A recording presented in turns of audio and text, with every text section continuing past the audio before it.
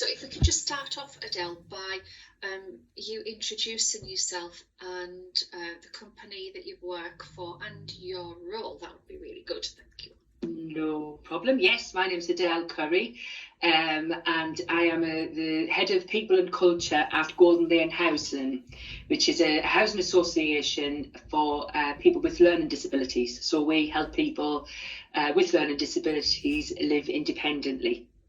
And I've been there 7.5 years, and I've just completed and graduated with the MSc with coaching and mentoring. I'm delighted to say I got a distinction. Yeah, and congratulations. I'm delighted for you. Likewise. Yeah, it was a great day. Adele, can you just tell me, what was it that attracted you to the master's degree in coaching and mentoring? Working within people and culture, HR, it's very, very much around the supporting people. And my industry, the human resources industry, has shifted considerably over the years, very much from the kind of welfare, personnel, advice, police that do as you're told, or you're sent to HR, and we lose our identity. We're not people, we're a function, to very much about being a partner. And to be a partner, a strategic business partner, as HR is these days, it requires an ability to challenge. It requires an ability to understand, to learn, to coach the people who you're working with, who may be in very much of a fixed mindset, especially when there's change, growth, development, etc. So coaching's become a very highly utilised skill, and it's something I do have a passion for. And what this course offered me was the ability to consolidate my experience, test it against the theory, and what else can I learn, what else is out there. Because when you self-develop, you become in your own way. It's perfectly natural to be that way. So to be in an environment to actually learn, really deep dive into this amazing skill, work with people who are like-minded from a variety of different backgrounds. Not everyone had done coaching. Some this was new to. Some were from management or leadership backgrounds and wanted to learn coaching. That just gave a fantastic, safe place to be able to test the coaching out, work with people and learn. And really, for me, this has given a consolidation of my experience. Well, that's super, yeah. And why University of Cumbria? What attracted you to the university to start with? It was the course and the level of the course. What I wanted was a qualification commensurate with where I am within my career. And there is other qualifications and coaching qualifications, but this was the only university that I could find that would actually offer me a master's, a full master's, not just the level 7 side, the full master's in something that I had a passion for, wanted to learn more about, and I know would definitely, and it did, give me value personally and give me value that I can then apply in the workplace. Yeah, and we the programme ran in Lancaster. Was that a barrier for you? Because I know you travelled to the university for the programme, maybe a couple of days a month. How was that for you? Well, what a beautiful drive. What an absolutely beautiful drive. A stunning scenery always makes a drive a lot easier. So the travel wasn't a barrier for me. My workplace fully supported me in this, and gave me the time and ability to do that, and understanding that obviously staying over allows your mind to kind of relax there, and then so you're not backwards and forwards. I didn't find it a problem or a barrier at all. I really liked the fact that kind of once a month there was this really fascinating couple of days that I could really invest in. And then because I was doing a part-time and working full-time, I was able then to test what I was learning pretty much the next day. I could start applying my learning immediately, and testing things out. So for me, there wasn't a price to pay by doing that. The value I got from having 2 solid days together, as I say, within a group of like-minded, wonderful, creative people, was just brilliant, absolutely brilliant. And just to walk away going, right, I know who I'm going to test that with, how I'm going to apply it, ideas, thoughts, the notes I made to support the workplace was just phenomenal. Yeah, and I think that's a great point, actually. I think it's something to consider when people are looking at different courses. Will part-time work for me? What does part-time mean? For the master's degree, it was on average about 2 days a month. And I think you're absolutely right. For those 2 days, you were fully immersed in your learning with your fellow students, and practicing and testing out in a safe space, but then being able to take that learning back into your organisation on a fairly regular basis. It wasn't just a block of 5 days study and then that's you finished. It continued over the duration of the programme, so that you could then as you say, test out your ideas, test out these new models on a fairly regular basis. Absolutely. Doing this course part-time, I feel, is the only way to do this course, because to do it predominantly 9 to 5 Monday to Friday, I don't believe that you would get the quality, because it would be too intensive. It is actually quite exhausting to really, test yourself, test your own kind of thoughts, boundaries, your barriers, things that you're addressing, and things that you want to look at, as well as offering support to other people. You learn within coaching that the supervision that's needed. So the coach needs a coach. The coach needs to be able to have a lot of reflection. And coaching in itself it's a slow process to learn. A good coaching session can have instant results, which is just tremendous, and that is the magic of the whole thing. But you can't speed it up. Whilst there's millions, literally millions of books on coaching and what coaching is, I defy anyone to read a book and become a coach.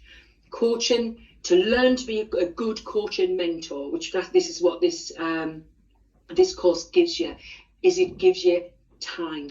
It gives you the time to be able to practice, think, reflect, journal, learn, feedback, thoughts, relax, stop. Actually, at times we physically change, how we're actually sitting, thinking and feeling, because you've got to, kind of move out of a mind space. It's very intensive, hugely enjoyable. I can honestly say I've met friends I'm going to keep for the rest of my life, which I didn't do, when I graduated my degree many years ago. So my feeling is that this part-time course is perfect.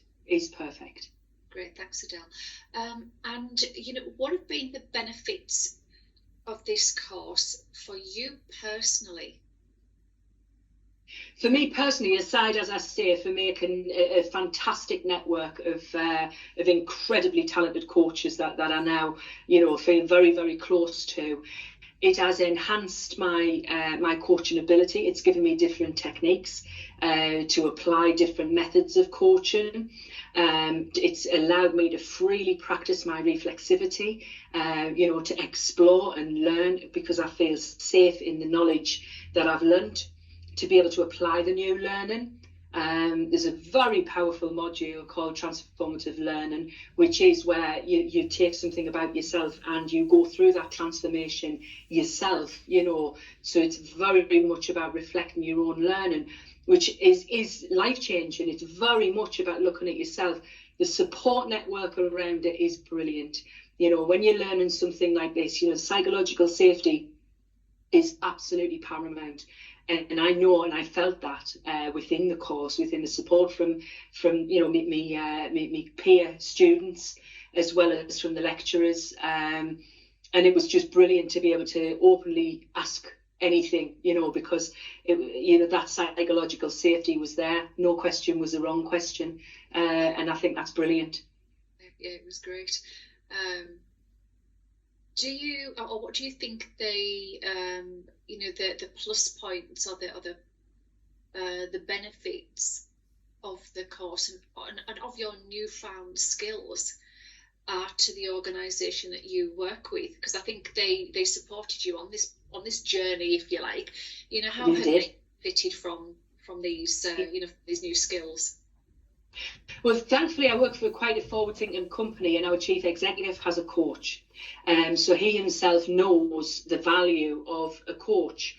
So when I gave this as a proposal, absolutely, I was pushing an open door, because he feels the value of his coach, who's external to the organisation. It's very much about his experience with his coach to develop his skills, etc. But he knows the value that it brings.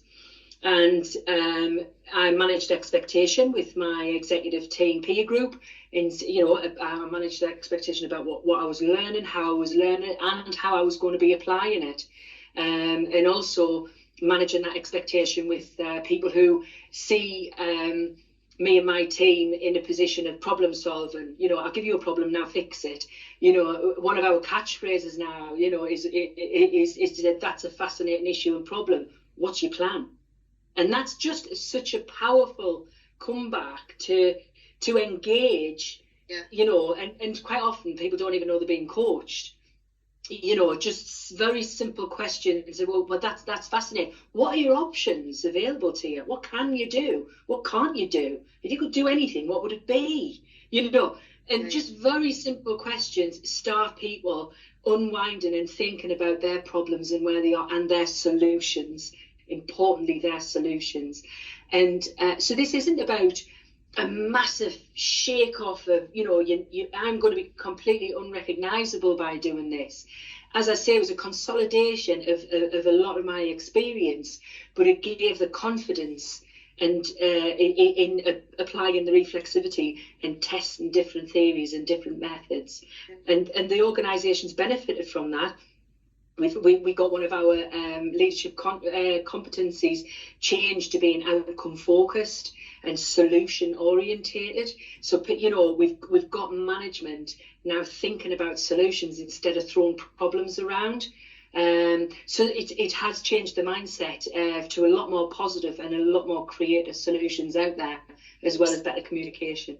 Yeah, it sounds like a bit of a culture shift that you've had within your organisation, that you've now kind of have started to develop this coaching culture that's taken people from that problem state through to being more solution focused, as you've said. That's a massive benefit for any organisation. Definitely. The empowerment, the whole empowerment of listening to options that's available, and watching managers flourish, because they can think of a solution and then work with a trusted partner and coach to be able to kind of work through the steps of that solution. The viability of it, the value for money for it, the actual operational detail of it, in a very safe, comfortable environment, where there isn't mistakes. That's all about discussion, and talking about their solution that they're looking to implement. That's a pretty tremendous return on investment there, isn't it? I would say so. Say so. Yeah. Just one more question from me. What has been the highlight for you, or highlights if there are more than one? It's very, very hard to identify. There was several. From a personal perspective, I had one of the students do a coaching session with me that opened up my eyes to the obvious that I'd been missing for many, many years. It was a personal issue. It was something that I'd considered. I'd given it every single thought that I could, and it drifting into rumination, and hadn't been able to deal with it. And within a few very curious questions, I had a different perspective. So from a personal perspective, I had that. Also, watching my peer group students who were new to this grow in their confidence with it was just fantastic, absolutely fantastic. And you do get to know your peer group very, very well in this course. Not publicly, tends to be on these one-to-one coaching sessions that you have to practice and various things. And for me, watching confidence grow and skills and everything was just amazing. And going back to the transformational learning, that was just truly breathtaking to listen and watch how people's creativity took place to apply into their own lives. I thought was just inspiring. It was very special, wasn't it? Yeah.